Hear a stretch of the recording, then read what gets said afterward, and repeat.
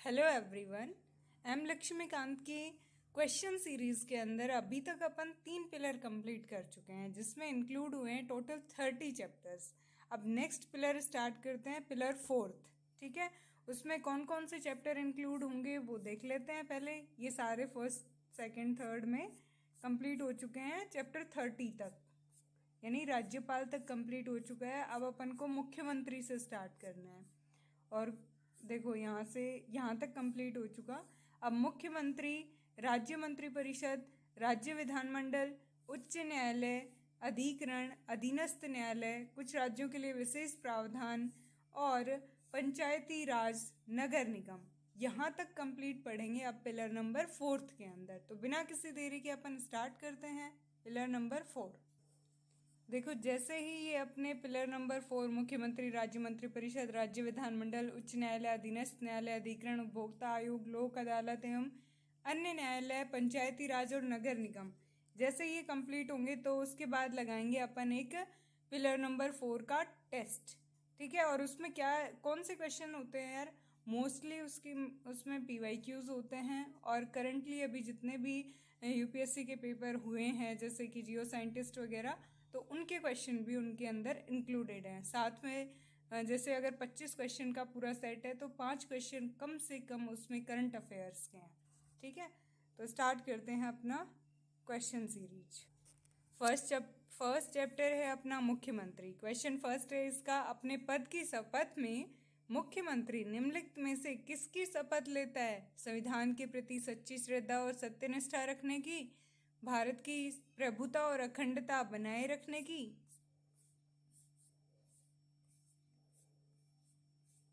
या फिर लोगों के प्रति संविधान और विधि के अनुसार न्याय करूंगा इसकी।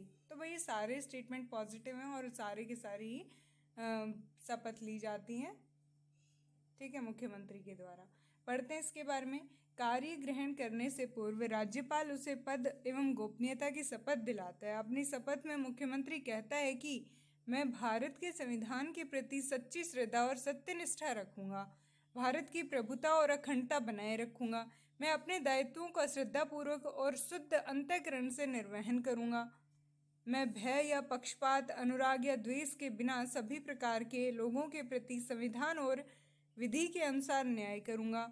अपनी शपथ में मुख्यमंत्री वचन देता है कि जो विषय राज्य के मंत्री के रूप में मेरे विचार में लाया जाएगा अथवा मुझे ज्ञात होगा उसे किसी व्यक्ति या व्यक्तियों को तब के सिवाय, जबकि ऐसे मंत्री के रूप में अपने कर्तव्यों के सम्यक निर्वहन के लिए ऐसा करना अपेक्षित हो, मैं प्रत्यक्ष अथवा अप्रत्यक्ष रूप से संसूचित या प्रकट नहीं करूंगा। क्लियर? नेक्स्ट क्वेश्चन देखते हैं। मुख्यमंत्री के संदर्भ में निम्नलिखित कथनों पर विचार कीजिए।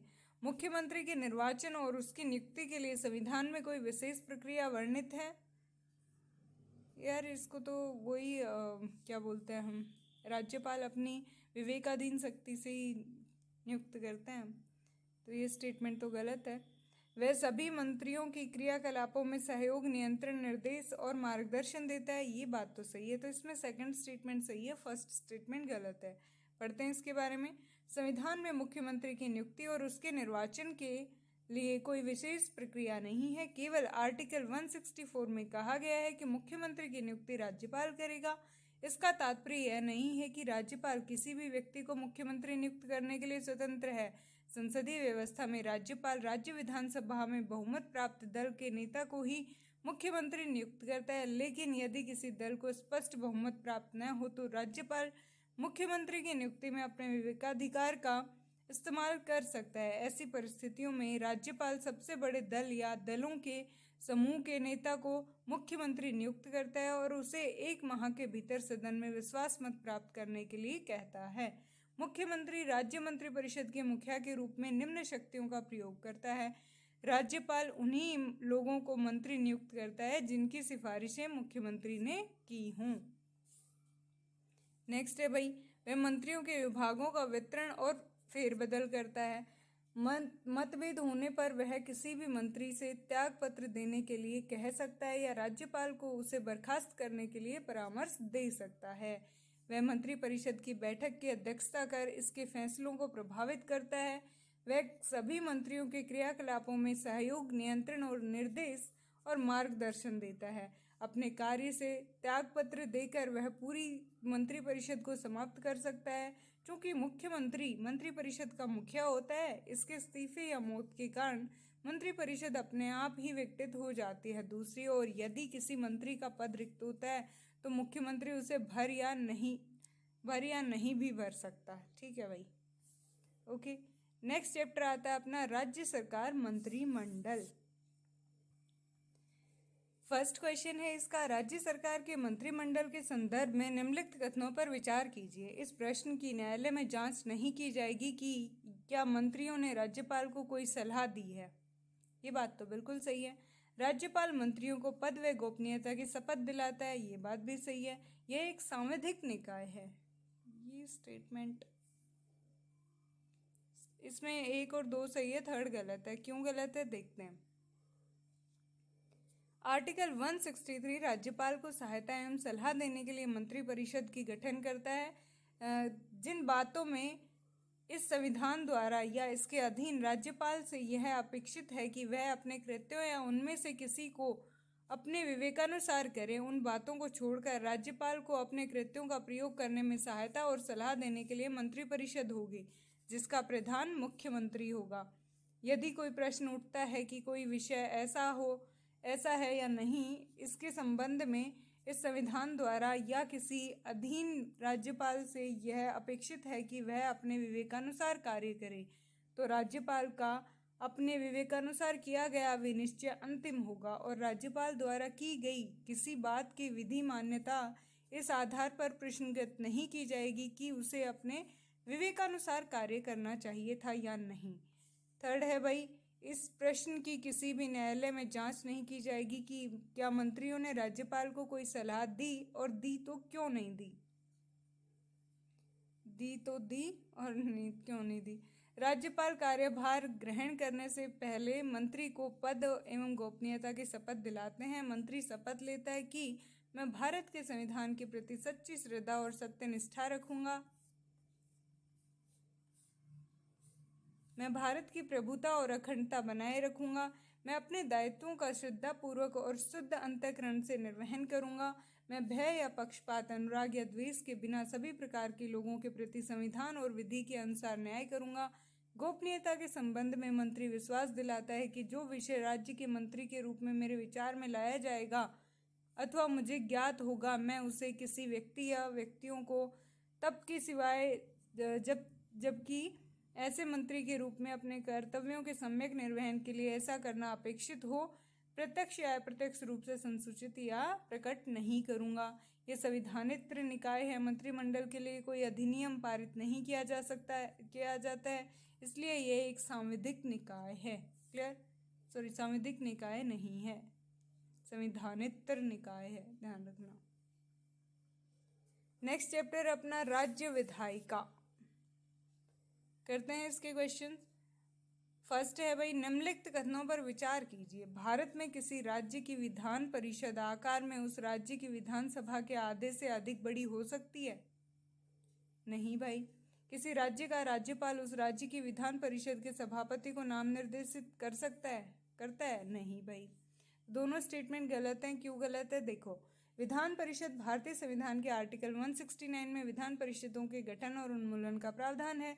संसद एक राज्य के लिए विधान परिषद का गठन तथा विघटन पहले से है तो कर सकती है यदि संबंधित राज्य की विधानसभा इस संबंध में संकल्प पारित करे विशेष बहुमत से। वर्तमान में 6 राज्यों में द्विसदनीय व्यवस्था है, कर्नाटक, महाराष्ट्र, आंध्र प्रदेश, तेलंगाना, उत्तर प्रदेश और बिहार में।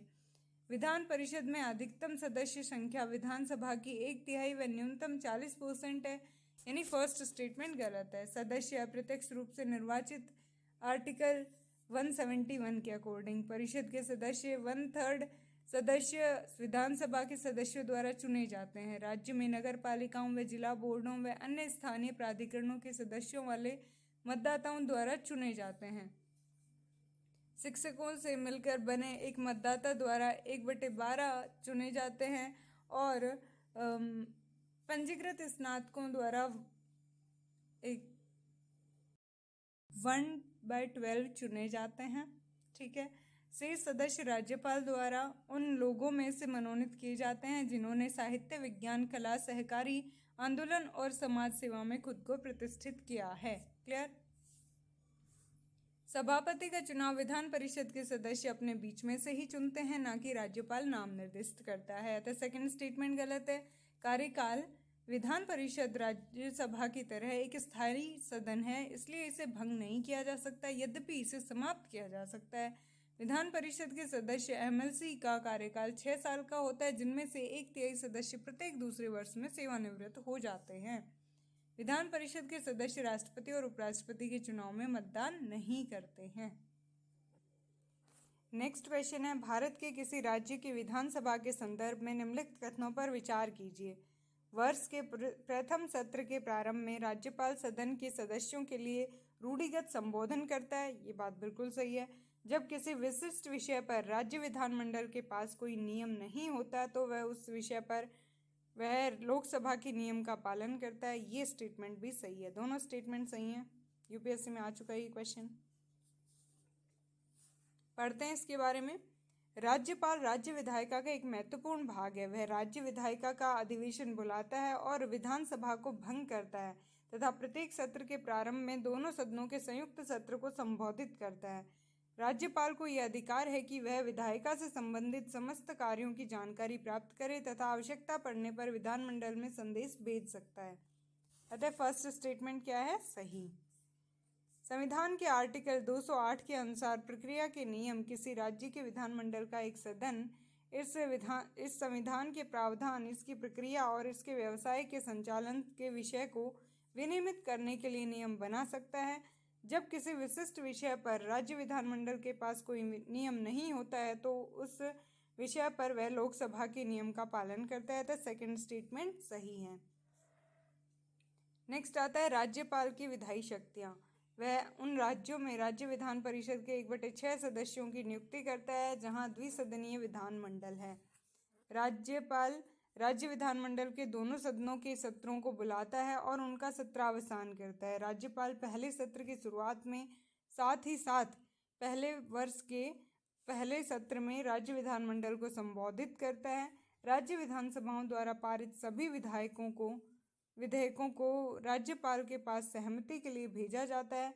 यह विधेयक को राष्ट्रपति के विचारार्थ सुरक्षित रख सकता है। आर्टिकल 200 के अनुसार जब राज्य विधायिका का सत्र नहीं चल रहा हो और राज्यपाल कानून बनाना आवश्यक समझता है तो तब राज्यपाल अध्यादेश जारी करता है, आर्टिकल 213 के अनुसार। क्लियर। राज्यपाल को आर्टिकल 192 के तहत राज्य विधानमंडल के सदस्य को अयोग्य घोषित करने का अधिकार है चुनाव आयोग की सिफारिश पर, आर्टिकल 191 के अनुसार। फिर आता है जब अध्यक्ष और उपाध्यक्ष के कार्यालय खाली हो जाते हैं तो राज्यपाल कार्यवाही की अध्यक्षता करने के लिए राज्य विधानसभा के किसी भी सदस्य को नामित कर सकते हैं। राज्यपाल राज्य विधानमंडल को राज्य वित्त आयोग, राज्य लोक सेवा आयोग और नियंत्रक एवं महालेखा परीक्षक की रिपोर्ट प्रस्तुत करता है। क्लियर। नेक्स्ट क्वेश्चन है भाई, राज्य विधानसभा के संदर्भ में निम्नलिखित कथनों पर विचार कीजिए। सभी राज्यों के लिए विधानसभा की न्यूनतम संख्या 60 एवं अधिकतम संख्या 500 निर्धारित की गई है। संविधान में राज्यों की जनसंख्या के अनुपात के आधार पर प्रत्येक राज्य की विधानसभा के लिए अनुसूचित जाति व अनुसूचित जनजाति के सदस्यों के लिए सीटों की व्यवस्था की गई है। यदि कोई सदस्य बिना पूर्व अनुमति के 6 महीने तक बैठकों से अनुपस्थित रहता है तो सदन उसके पद को रिक्त घोषित कर सकती है। तो भाई इसमें ओनली सेकंड स्टेटमेंट सही है, बाकी स्टेटमेंट गलत हैं। क्यों? देखो, विधानसभा के प्रतिनिधियों को प्रत्यक्ष मतदान से वयस्क मताधिकार के द्वारा निर्वाचित किया जाता है। इसकी अधिकतम संख्या 500 व न्यूनतम संख्या 60 तय की गई है, जिसका अर्थ है कि 60 से 500 के बीच में यह संख्या राज्य की जनसंख्या एवं इसके आकार पर निर्भर है। हालांकि अरुणाचल प्रदेश, सिक्किम, गोवा के मामले में यह संख्या 30 तय कर दी गई है एवं मिजोरम व नागालैंड के मामले में क्रमशः 40 और 46। इसके अलावा सिक्किम और नागालैंड विधानसभा के कुछ सदस्य अप्रत्यक्ष रूप से चुने जाते हैं। तो फर्स्ट स्टेटमेंट गलत है। अनुसूचित जाति जनजाति के लिए स्थानों का आरक्षण। संविधान में राज्य की जनसंख्या के अनुपात के आधार पर प्रत्येक राज्य की विधानसभा के लिए अनुसूचित जाति व जनजाति के सदस्यों के लिए सीटों की व्यवस्था की गई है। मूल रूप से यह आरक्षण 10 वर्ष 1960 तक के लिए था, लेकिन इस व्यवस्था को हर बार 10 वर्ष के लिए बढ़ा दिया गया था। सेकंड स्टेटमेंट सही है। अनुपस्थिति, यदि कोई सदस्य बिना पूर्व अनुमति के 60 दिन तक बैठकों में अनुपस्थित रहता है तो सदन उसके पद को रिक्त घोषित कर सकता है। अतः थर्ड स्टेटमेंट गलत है। नेक्स्ट क्वेश्चन आता है, राज्य विधानमंडल के संदर्भ में निम्नलिखित कथनों पर विचार कीजिए। राज्य विधानमंडल को एक वर्ष में कम से कम 3 बार मिलना जरूरी है। ऐसा तो कुछ नहीं है। विधानसभा के स्थगन का अधिकार सदन के पीठासीन अधिकारी को है। ये बात बिल्कुल सही है। विधानसभा के विघटित होने पर विधानसभा में लंबित विधेयक समाप्त हो जाता है। ये बात भी बिल्कुल सही है। तो 2 और 3 स्टेटमेंट सही है, फर्स्ट स्टेटमेंट गलत है। पढ़ते हैं इसके बारे में। राज्य विधानमंडल के प्रत्येक सदन को राज्यपाल समय समय पर बैठक के लिए बुलावा भेजता है। दोनों सत्रों के बीच 6 माह से अधिक समय नहीं होना चाहिए। राज्य विधानमंडल को एक वर्ष में कम से कम 2 बार मिलना चाहिए। एक सत्र में विधानमंडल की कई बैठकें हो सकती हैं। बैठक को किसी भी विशेष के लिए स्थगित भी किया जा सकता है। किसी भी समय विशेष के लिए स्थगित भी किया जा सकता है। यह समय घंटों, दिनों या हफ्तों का भी हो सकता है। अनिश्चित काल तक स्थगन का मतलब है चालू सत्र को अनिश्चित काल तक के लिए समाप्त कर देना। इन दोनों तरह के स्थगन का अधिकार सदन के पीठासीन अधिकारी, अध्यक्ष या सभापति को है। विघटन, एक स्थायी सदन के होने के नाते विधान परिषद कभी विघटित नहीं हो सकती। सभी विधानसभा ही विघटित हो सकती हैं। सत्रावसान के विपरीत विघटन से वर्तमान सदन का कार्यकाल समाप्त हो जाता है और आम चुनाव के बाद नए सदन का गठन होता है। विधानसभा के विघटित होने पर विधेयकों के खारिज होने को हम इस प्रकार समझ सकते हैं। विधानसभा में लंबित विधेयक समाप्त हो जाता है, चाहे मूल रूप से वह विधानसभा द्वारा प्रारंभ किया गया हो या फिर इसे विधान परिषद द्वारा भेजा गया हो। विधानसभा द्वारा यह पारित विधेयक लेकिन विधान परिषद में गठित है। ऐसा विधेयक जो विधान परिषद में लंबित हो लेकिन विधानसभा द्वारा पारित न हो को खारिज नहीं किया जा सकता। ऐसा विधेयक जो विधानसभा द्वारा पारित हो, एक सदनीय विधानमंडल राज्य में या दोनों सदनों द्वारा पारित हो बहुसदनीय व्यवस्था वाले राज्य में, लेकिन राज्यपाल या राष्ट्रपति की स्वीकृति के कारण रुका हुआ हो, को खारिज नहीं किया जा सकता। ऐसा विधेयक जो विधानसभा द्वारा पारित हो, एक सदनीय विधानमंडल वाले राज्य में या दोनों सदनों द्वारा पारित हो बहुसदनीय व्यवस्था वाले राज्य में, लेकिन राष्ट्रपति द्वारा सदन के पास पुनर्विचार के लिए लौटाया गया हो, तो वो समाप्त नहीं किया जा सकता। क्लियर। अब आता है नेक्स्ट चैप्टर अपना, उच्च न्यायालय, हाई कोर्ट। सबसे इम्पोर्टेंट है भाई, पढ़ते हैं इसको। फर्स्ट क्वेश्चन है इसका, निम्नलिखित कथनों पर विचार कीजिए। उच्च न्यायालय का रिट अधिकार क्षेत्राधिकार आर्टिकल 226 के अंतर्गत अनन्य न होकर उच्चतम न्यायालय के क्षेत्राधिकार आर्टिकल 32 के तहत समवर्ती है। ये बात बिल्कुल सही है। 42 संविधान संशोधन अधिनियम 1946 ने उच्च न्यायालय की न्यायिक समीक्षा शक्ति में कमी की थी। ये बात भी बिल्कुल सही है। दोनों स्टेटमेंट सही हैं। ये यूपीएससी में आ चुका क्वेश्चन है। उच्च न्यायालय का रिट क्षेत्राधिकार आर्टिकल 226 के अंतर्गत अनन्य न होकर उच्चतम न्यायालय के क्षेत्राधिकार आर्टिकल 32 के तहत समवर्ती है। इसका तात्पर्य है कि जब किसी नागरिक के मूल अधिकार का हनन होता है, पीड़ित व्यक्ति का अधिकार है कि वह या तो उच्च न्यायालय या उच्चतम न्यायालय सीधे जा सकता है। यद्यपि उच्च न्यायालय का इस संबंध में न्यायिक क्षेत्र में उच्चतम न्यायालय से ज़्यादा विस्तारित है। ऐसा इसलिए क्योंकि उच्चतम न्यायालय सिर्फ मूल अधिकारों के प्रवर्तन संबंधी आदेश दे सकता है, न कि किसी अन्य प्रयोजन के लिए, अर्थात इसका विस्तार ऐसे मामले में नहीं जहां एक सामान्य कानूनी अधिकार के उल्लंघन का आरोप लगाया गया हो। चंद्र कुमार मामला 1997 में उच्चतम न्यायालय ने व्यवस्था दी कि उच्च न्यायालय व उच्चतम न्यायालय के रिट क्षेत्राधिकार संविधान के मूल ढांचे के अंग हैं। इसका तात्पर्य है कि संविधान संशोधन के जरिए भी इसमें कुछ जोड़ा या घटाया नहीं जा सकता। 42वें संविधान संशोधन अधिनियम 1976 में उच्च न्यायालय की न्यायिक समीक्षा शक्ति को कम किया गया है। किसी भी केंद्रीय कानून की संवैधानिक व्याख्या पर उच्च न्यायालय द्वारा विचार करने की मनाही कर दी गई है। हालांकि 43वें संविधान संशोधन 1977 में फिर मूल स्थिति बहाल कर दी गई है। नेक्स्ट क्वेश्चन आता है, उच्च न्यायालय के न्यायाधीश के संदर्भ में निम्नलिखित कथनों पर विचार कीजिए। उच्च न्यायालय के न्यायाधीश की नियुक्ति के लिए न्यूनतम आयु 30 निर्धारित की गई है। उच्च न्यायालय के न्यायाधीश द्वारा ली जाने वाली शपथ शेड्यूल 3 में प्रारूप किया गया है। ये बात तो बिल्कुल सही है। पढ़ते हैं इसके बारे में। उच्च न्यायालय के न्यायाधीश के रूप में नियुक्ति के लिए व्यक्ति के पास निम्न योग्यताएं होनी चाहिए। पहली बात, वो भारत का नागरिक हो। दूसरी बात, उसे भारत के न्यायिक कार्य में 10 वर्ष का अनुभव हो। फिर वह उच्च न्यायालय या न्यायालयों में लगातार 10 वर्ष तक अधिवक्ता रह चुका हो। और उपर्युक्त से ये स्पष्ट है कि संविधान में उच्च न्यायालय के न्यायाधीश की नियुक्ति के लिए कोई न्यूनतम आयु निर्धारित नहीं की गई है। इसके अतिरिक्त संविधान में उच्चतम न्यायालय के विपरीत प्रख्यात न्यायविदों को उच्च न्यायालय को न्यायाधीश नियुक्त करने का कोई प्रावधान नहीं है। उच्च न्यायालय के न्यायाधीश द्वारा ली जाने वाली शपथ का अनुसूची 3 में प्रारूप दिया गया है। आर्टिकल 219 में लिखा हुआ है। शेड्यूल 3 में विभिन्न उम्मीदवारों द्वारा ली जाने वाली शपथ या प्रतिज्ञान के प्रारूप दिए गए हैं।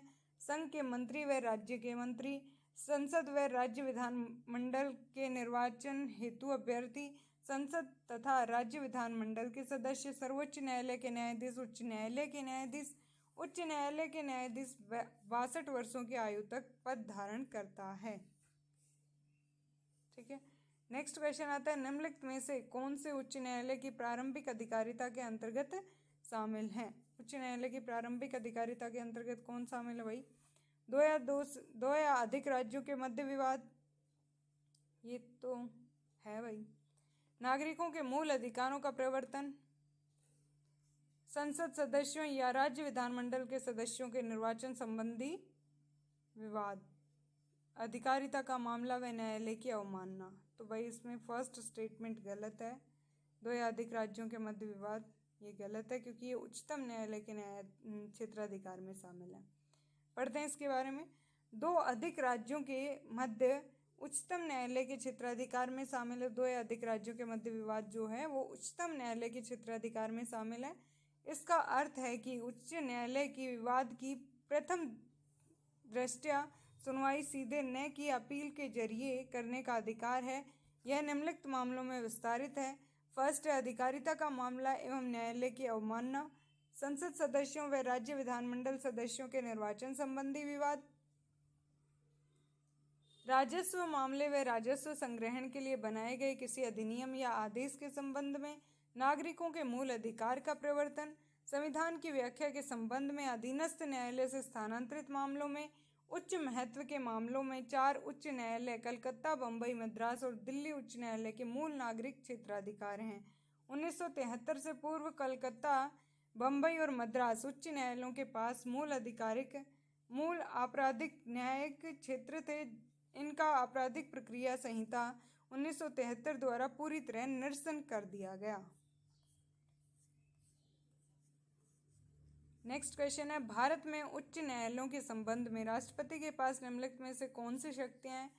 उच्च न्यायालयों के न्यायिक क्षेत्र का विस्तार किसी संघ राज्य क्षेत्र में, उच्च न्यायालय के न्यायाधीश की आयु के विवाद संबंधी मामलों पर निर्णय प्रदान करना, उच्च न्यायालय के न्यायाधीशों की संख्या निर्धारित करना, उच्च न्यायालयों के एक न्यायाधीश का स्थानांतरण एक उच्च न्यायालय से दूसरे उच्च न्यायालय में कर सकता है।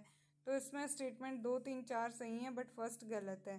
संसद एक उच्च न्यायालय के न्यायिक क्षेत्र का विस्तार किसी संघ राज्य क्षेत्र में कर सकती है अथवा किसी संघ राज्य क्षेत्र को एक उच्च न्यायालय के न्यायिक क्षेत्र से बाहर कर सकती है, आर्टिकल 230 क्लोज ए के अकॉर्डिंग। अतः फर्स्ट स्टेटमेंट क्या है?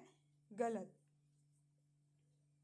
राष्ट्रपति कार्य की आवश्यकता समय समय पर उच्चतम न्यायालय के न्यायाधीश की संख्या निर्धारित करते हैं, अतः थर्ड स्टेटमेंट सही है।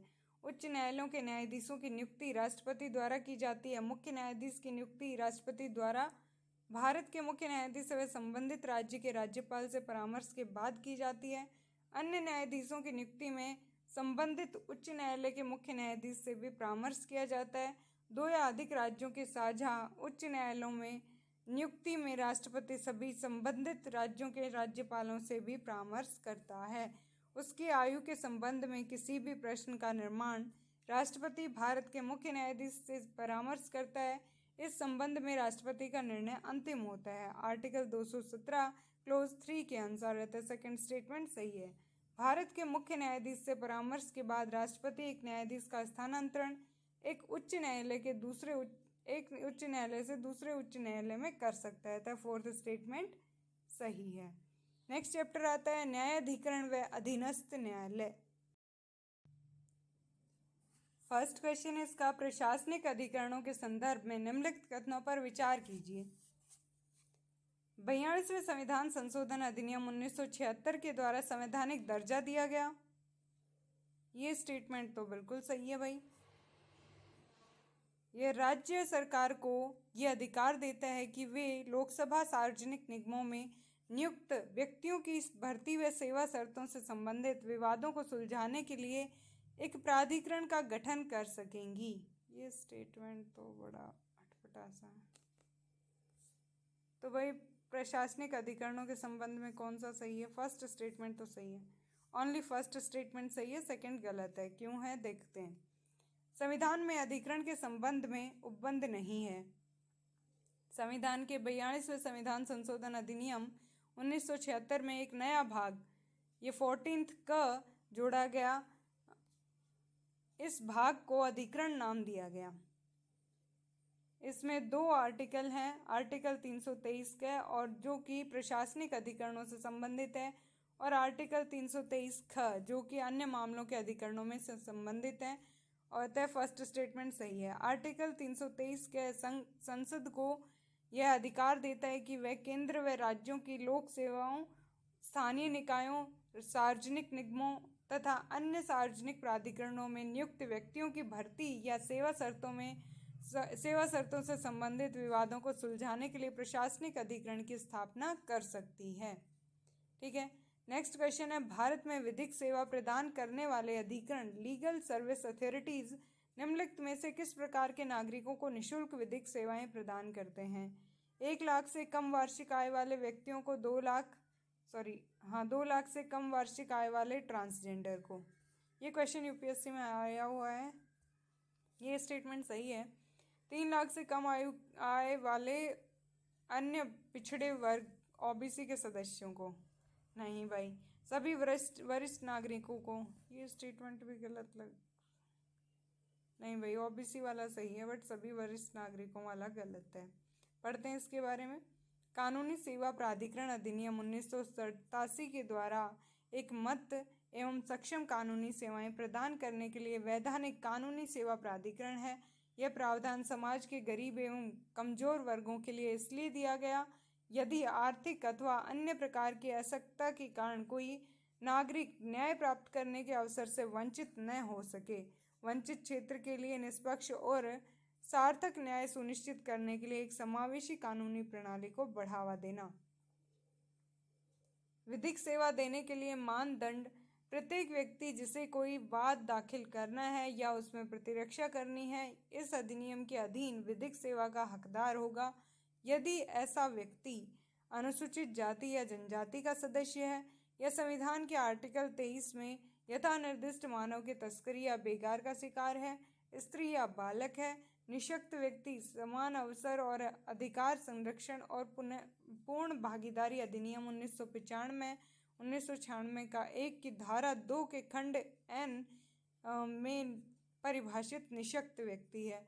अनचाहे अभाव की दशाओं के अधीन व्यक्ति है जैसे आपदा, जातीय हिंसा, जातीय अत्याचार, बाढ़, सूखा, भूकंप या औद्योगिक संकट का शिकार है।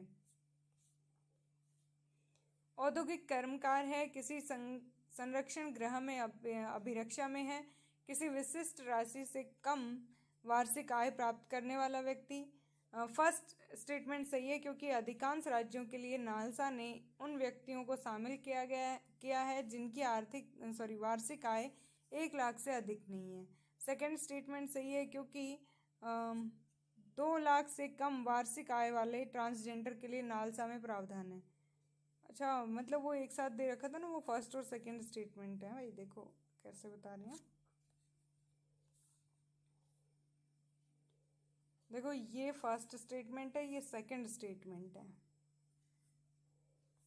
ध्यान रखना इसको यार। इसलिए फर्स्ट वाला ही सही था यार, दूसरा तो मेरे को सही भी नहीं लग रहा था, ओबीसी वाला। थर्ड स्टेटमेंट गलत है, क्योंकि ओबीसी के लिए ऐसा कोई प्रावधान है ही नहीं। हम ओबीसी वाले हैं तो हमें पता नहीं है यार। सभी वरिष्ठ नागरिकों के लिए निःशुल्क विधिक सेवाएं नहीं हैं।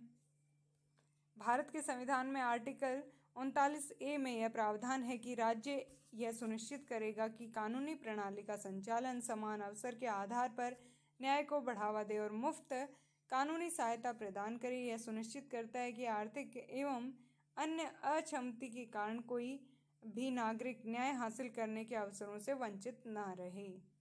नेक्स्ट क्वेश्चन है, जिला न्यायाधीश की क्षेत्राधिकारी शक्ति के संदर्भ में निम्नलिखित कथनों पर विचार कीजिए। जिला न्यायाधीश के बारे में है भाई। उसे सिविल और आपराधिक मामलों में मूल व अपीलीय क्षेत्राधिकार प्राप्त है। बात बिल्कुल सही है।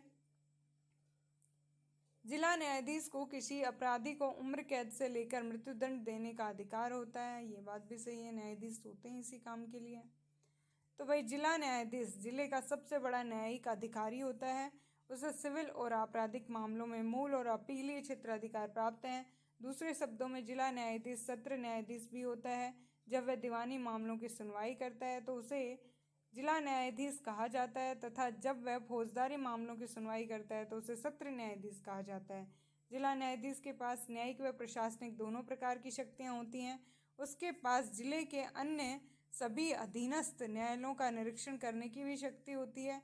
उसके फैसले के विरुद्ध उच्च न्यायालय में अपील की जा सकती है। जिला न्यायाधीश को किसी भी अपराधी को उम्र कैद से लेकर मृत्युदंड देने का अधिकार होता है। हालांकि उसके द्वारा दिए गए मृत्युदंड पर तभी अमल किया जाता है जब राज्य का उच्च न्यायालय उसका अनुमोदन कर दे। नेक्स्ट क्वेश्चन है, स्थायी लोक अदालत के संदर्भ में निम्नलिखित कथनों पर विचार कीजिए।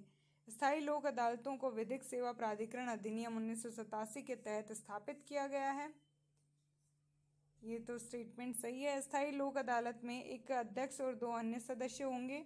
ये बात भी सही है। स्थायी लोक अदालत का निर्णय अंतिम और सभी पक्षकारों पर बाध्यकारी होता है। ये स्टेटमेंट भी सही है। पढ़ते हैं इसके बारे में।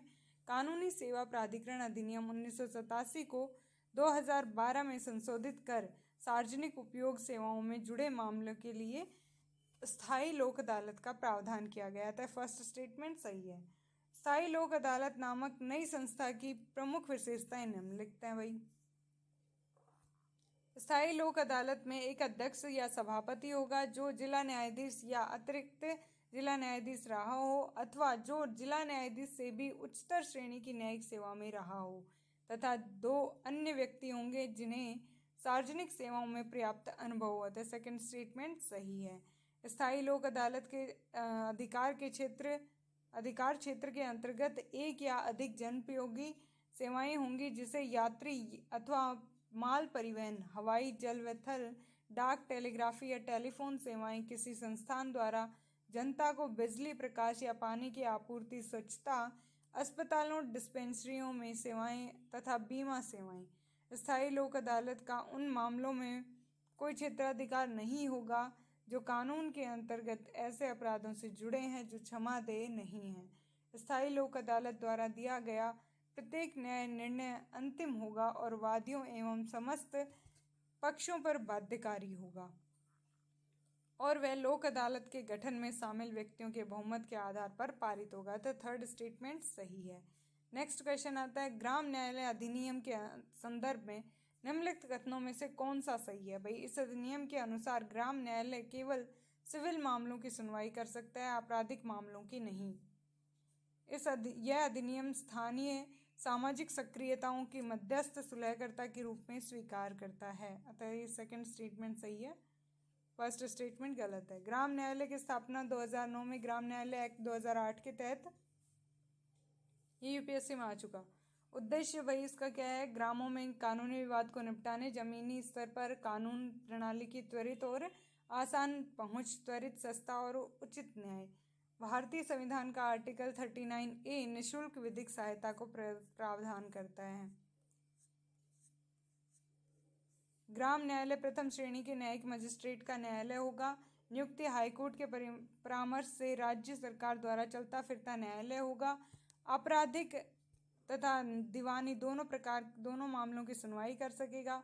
यह पक्षकारों के बीच सुलह मध्यस्थता का प्रयास स्थानीय सामाजिक सक्रियताओं की सहायता से कर सकेगा। यह प्राकृतिक न्याय के नियम सिद्धांतों द्वारा निर्दिष्ट होगा और हाईकोर्ट द्वारा बनाए गए किसी भी नियम के अधीन होगा। इसके निर्णय के विरुद्ध अपील की जा सकती है। आपराधिक तो सत्र न्यायालय, दीवानी तो जिला न्यायालय। नेक्स्ट क्वेश्चन आता है आर्टिकल 371 के अंतर्गत राष्ट्रपति महाराष्ट्र, गुजरात और राज्यों के लिए पृथक विकास बोर्डों की स्थापना की विशेष शक्ति किसको सौंपता है? तो भाई वो राज्यपाल को सौंपता है। आर्टिकल 371 राष्ट्रपति को प्राधिकृत करता है कि वह महाराष्ट्र एवं गुजरात के राज्यपालों को कुछ विशेष शक्तियां देता है, जो इस प्रकार हैं: विदर्भ, मराठवाड़ा और एवं शेष महाराष्ट्र। सेकेंड भाई सौराष्ट्र, कच्छ एवं शेष गुजरात के लिए पृथक विकास बोर्डों की स्थापना। ठीक है, अब आता है नेक्स्ट चैप्टर अपना पंचायती राज। फर्स्ट क्वेश्चन है इसका, निम्नलिखित कथनों पर विचार कीजिए। किसी भी व्यक्ति के लिए पंचायत का सदस्य बनने के लिए न्यूनतम निर्धारित आय 25 वर्ष है? नहीं भाई, कम है, 21 है शायद। पंचायत के समय पूर्व भंग होने के पश्चात पुनर्गठित पंचायत केवल अवशिष्ट समय के लिए जारी होती है। ये बात तो बिल्कुल सही है। तो कोई भी व्यक्ति जो 21 वर्ष की आयु पूर्ण कर चुका है वो पंचायत का सदस्य बन सकता है। MP MLA बनने के लिए 25 वर्ष की आयु की निर्धारित करी गई है। आर्टिकल 243 क्लोज 5 के अनुसार यदि पंचायत समय पूर्व भंग हो जाए तो पुनर्गठित पंचायत केवल बाकी समय बचे हुए समय के लिए, अवशिष्ट समय के लिए ही कार्य करेगी, ना कि 5 वर्ष के लिए। नेक्स्ट क्वेश्चन आता है, पंचायती राज से संबंधित निम्नलिखित समितियों के गठन का कालानुक्रम में व्यवस्थित कीजिए। बलवंत राय मेहता समिति, अशोक मेहता समिति, गॉडगिल समिति और थुंगन समिति। तो भाई इसमें सबसे पहले बलवंत राय समिति आई थी, फिर उसके बाद आई थी अशोक मेहता समिति, फिर आई थुंगन, फिर आई थी गॉडगिल समिति। पढ़ते हैं इसके बारे में। बलवंत राय मेहता समिति ये आई थी 1957 में। सिफारिशें: त्रिस्तरीय पंचायती राज की स्थापना और ग्राम पंचायत का चुनाव प्रत्यक्ष एवं पंचायती समिति और जिला परिषद का चुनाव परोक्ष रूप में। अशोक मेहता समिति 1977 में आई और इसकी सिफारिशें क्या थी? 2 स्तरीय पंचायती राज, जिला परिषद एवं मंडल पंचायती राज का गठन। ECI की सलाह से राज्य निर्वाचन द्वारा चुनाव कराए जाने चाहिए। थुंगन समिति 1988 में आई। सिफारिशें इसकी क्या थी? त्रिस्तरीय पंचायती राज को संवैधानिक आधार प्रदान किया जाए। PRIS में महिलाएं, SC व ST एवं OBC को आरक्षण दिया जाए। गॉडगिल समिति 1988 में आई थी। PRIS को संवैधानिक दर्जा दिया जाए और ये PRIS को के सभी त्रिस्तरों का प्रत्यक्ष निर्वाचन किया जाए और महिलाओं, SC ST और OBC को आरक्षण दिया जाए। राज्य चुनाव आयोग की स्थापना की जाए। यह राज्य वित्त आयोग की स्थापना को पंचायतों को वित्त आवंटन करे। एक राज्य वित्त आयोग की स्थापना जो पंचायतों का वित्त आवंटन करे। ठीक है भाई। नेक्स्ट क्वेश्चन है, 73वें संविधान संशोधन के संदर्भ में निम्नलिखित कथनों पर विचार कीजिए। गांव प्राथमिक जिला स्तर पर पंचायतों के सभी सदस्य लोगों द्वारा सीधे चुने जाएंगे। गांव, माध्यमिक तथा जिला स्तरों पर पंचायतों के सभी सदस्य लोगों द्वारा सीधे चुने जाएंगे। बात बिल्कुल सही है। यह अधिनियम पूरे देश में पंचायत राज की संरचना में समरूपता लाता है। ये स्टेटमेंट भी सही है। एक पंचायत जो समय पूर्व भंग होने पर पुनर्गठित की है वह पूरे 5 वर्ष के लिए अवधि तक कार्यरत रहेगी। ये स्टेटमेंट अभी पढ़ा था, गलत है। त्रिस्तरीय प्रणाली, इस अधिनियम में सभी राज्यों के लिए त्रिस्तरीय प्रणाली का प्रावधान किया गया है, अर्थात ग्राम, माध्यमिक और जिला स्तर पर पंचायत। अतः यह अधिनियम पूरे देश में पंचायत राज्य की संरचना में समरूपता लाता है। फिर भी ऐसा राज्य जिसकी जनसंख्या 20 लाख से ऊपर न हो को माध्यमिक स्तर पर पंचायतों का गठन न करने की छूट देता है। सदस्यों एवं अध्यक्ष का चुनाव गांव, माध्यमिक और जिला स्तर पर पंचायतों के सभी सदस्य लोगों द्वारा सीधे चुने जाएंगे।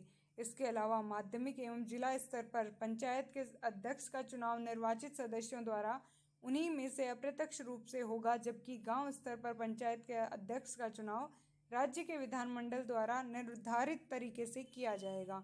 किसी पंचायत के अध्यक्ष, चेयरपर्सन अथवा पंचायत के अन्य सदस्य जो कि प्रत्यक्ष अथवा अप्रत्यक्ष ढंग से निर्वाचित किए गए हैं को पंचायत की बैठकों में मत देने का अधिकार होगा। पंचायतों का कार्यकाल, यह अधिनियम सभी स्तरों पर पंचायतों का कार्यकाल 5 वर्ष के लिए निश्चित करता है, तथापि समय पूरा होने से पूर्व भी इसे विघटित किया जा सकता है। इसके बाद पंचायत गठन के लिए नए चुनाव होंगे। इसकी 5 वर्ष की अवधि खत्म होने पर पूर्व या विघटित होने की दशा में इसके विघटित होने की तिथि से 6 माह खत्म होने के अंदर, परंतु जहां शेष अवधि जिसमें भंग पंचायत काम करते रहती है 6 माह से कम है, वहां इस अवधि के लिए नई पंचायत का चुनाव आवश्यक नहीं होगा।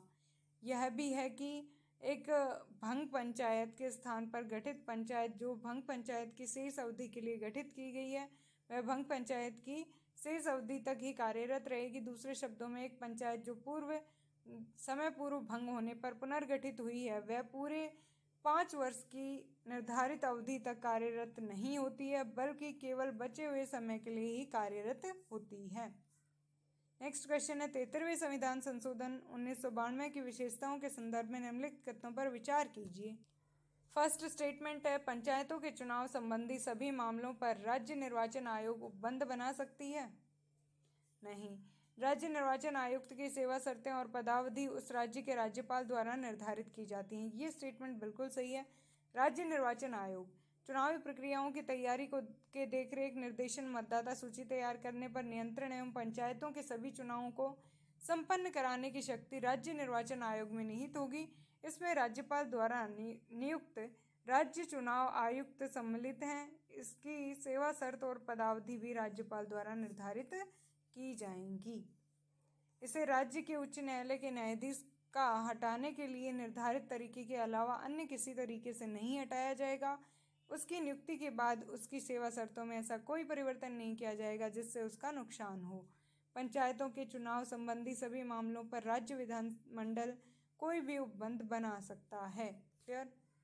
नेक्स्ट चैप्टर आता है भाई न्यायपालिका, और इस जो 4th पिलर का सबसे लास्ट चैप्टर है ये। पढ़ते हैं इसका फर्स्ट क्वेश्चन। भारत के शहरी स्थानीय शासन के क्रमिक विकास के संदर्भ में निम्नलिखित कथनों पर विचार कीजिए। भारत का पहला नगर निगम मद्रास में स्थापित हुआ था। ये बात बिल्कुल सही है। भारत सरकार अधिनियम 1919 के प्रांतों में लागू द्विशासनिक योजना के अंतर्गत स्थानीय स्वशासन एक स्थानांतरित विषय था। ये बात भी बिल्कुल सही है। ऐतिहासिक परिप्रेक्ष्य भाई, आधुनिक भारत में ब्रिटिश काल के दौरान स्थानीय नगर प्रशासन की संस्थाएं अस्तित्व में आई। इस संदर्भ में मुख्य घटनाएं निम्नवत हैं। भाई 1688 में भारत का पहला नगर निगम मद्रास में स्थापित हुआ। 1726 में बम्बई और कलकत्ता में नगर निगम स्थापित हुए। 1870 का लॉर्ड मेयो का वित्तीय विकेंद्रीकरण का संकल्प स्थानीय स्वशासन की संस्थाओं के विकास में परिलक्षित हुआ। लॉर्ड रिपन का 1882 का संकल्प स्थानीय स्वशासन के लिए मैग्ना कार्टा की हैसियत रखता है। उन्हें भारत में स्थानीय स्वशासन का पिता कहा जाता है। 1907 में रॉयल कमीशन ऑन डिसेंट्रलाइजेशन की नियुक्ति हुई, जिसने 1909 में अपनी रिपोर्ट सौंपी। इस आयोग के अध्यक्ष होब हाउस थे। भारत सरकार अधिनियम 1919 के द्वारा प्रांतों में लागू की गई द्विशासनिक योजना के अंतर्गत स्थानीय स्वशासन एक अंतरित या हस्तांतरित विषय बन गया और इसके लिए एक भारतीय मंत्री का प्रभारी बनाया गया। 1924 में कैंटोनमेंट एक्ट केंद्रीय विधायिका द्वारा पारित किया गया।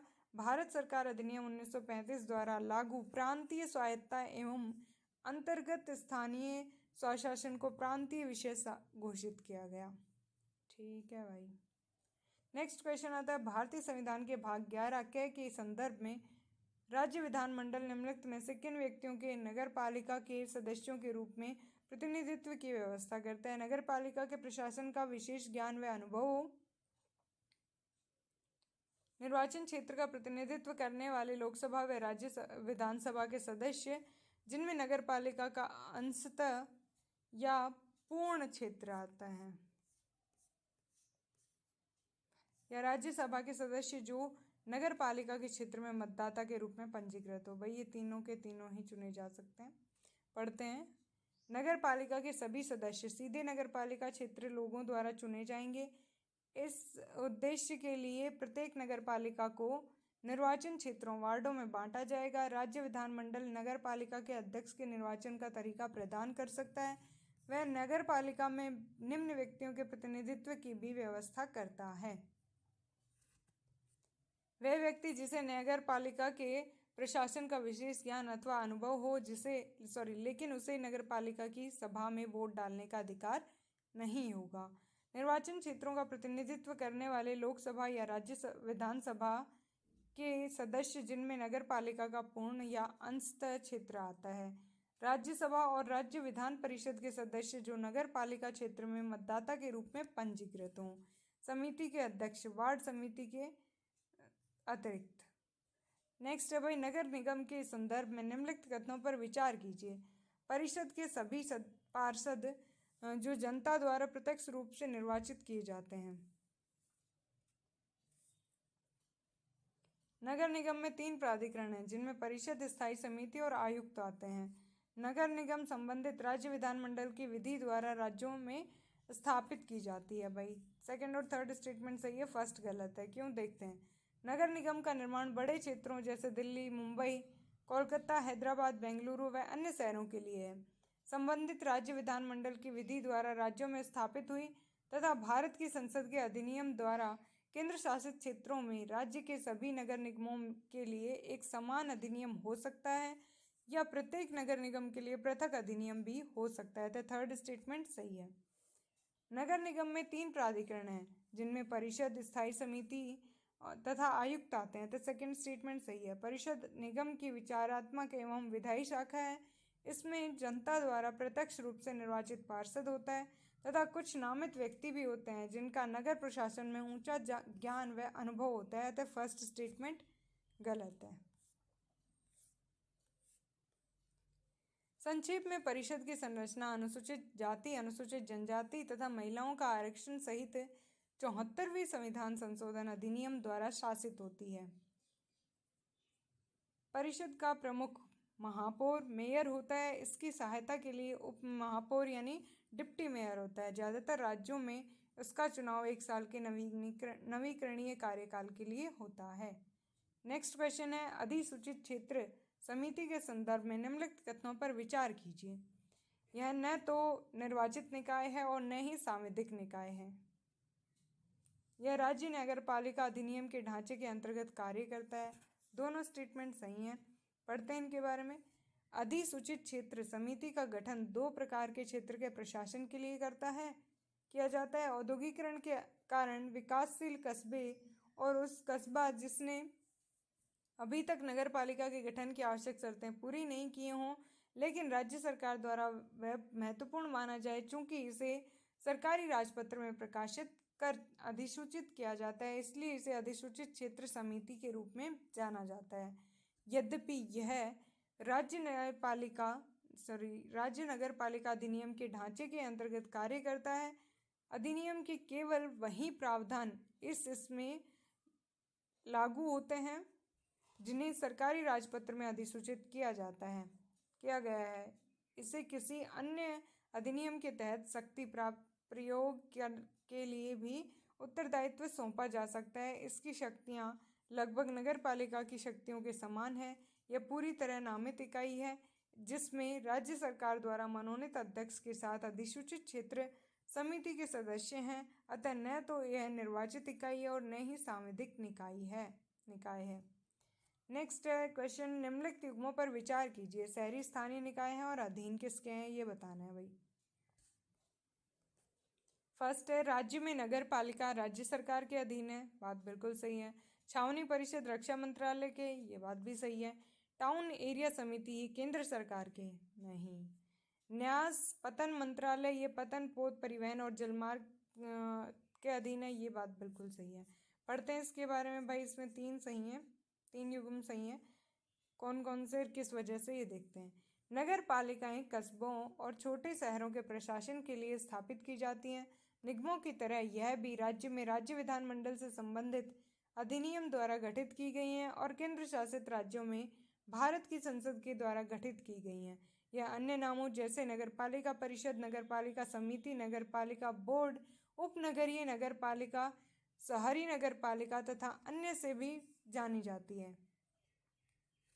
नगर निगम की तरह न्यायपालिका के पास भी परिषद, स्थायी समिति तथा मुख्य कार्यकारी अधिकारी नामक अधिकार क्षेत्र आते हैं। परिषद निगम की वैचारिक व विधायी शाखा है। इनमें लोगों द्वारा सीधे निर्वाचित काउंसलर शामिल हैं।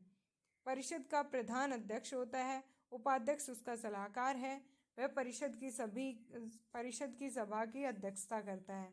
नगर निगम के महापौर के विपरीत नगर प्रशासन में इसकी महत्वपूर्ण व प्रमुख भूमिका होती है। परिषद की बैठकों की अध्यक्षता के अलावा यह कार्यकारी शक्तियों का भी उपयोग करता है। स्थायी समिति परिषद के कार्य को सुगम बनाने के लिए गठित की जाती है। वह लोक कार्य, शिक्षा, स्वास्थ्य, कर निर्धारण, वित्त व अन्य को देखती है। मुख्य कार्यकारी अधिकारी नगरपालिका के दैनिक प्रशासन का जिम्मेदार होता है, वह राज्य सरकार द्वारा नियुक्त किया जाता है। नगर क्षेत्रीय समिति छोटे कस्बों में प्रशासन के लिए गठित की जाती हैं। यह एक उप नगर पालिका आधिकारिक इकाई है। इसे सीमित नागरिक सेवाएं जैसे जल निकासी, सड़कें, मार्गों में प्रकाश व्यवस्था और संरक्षणता की जिम्मेदारी दी जाती है। यह राज्य विधानमंडल के एक अलग अधिनियम द्वारा गठित किया जाता है। इसका गठन कार्य और अन्य मामले अधिनियम द्वारा निर्धारित किए जाते हैं। इसे पूर्ण या आंशिक रूप से राज्य सरकार द्वारा निर्वाचित या नामित किया जाता है। थर्ड स्टेटमेंट सही नहीं है। छावनी क्षेत्र में सिविल जनसंख्या के प्रशासन के लिए छावनी परिषद की स्थापना की जाती है। इसे 2006 की छावनी अधिनियम के उपबंधों के तहत गठित किया गया है। यह केंद्र सरकार द्वारा निर्मित किया गया है।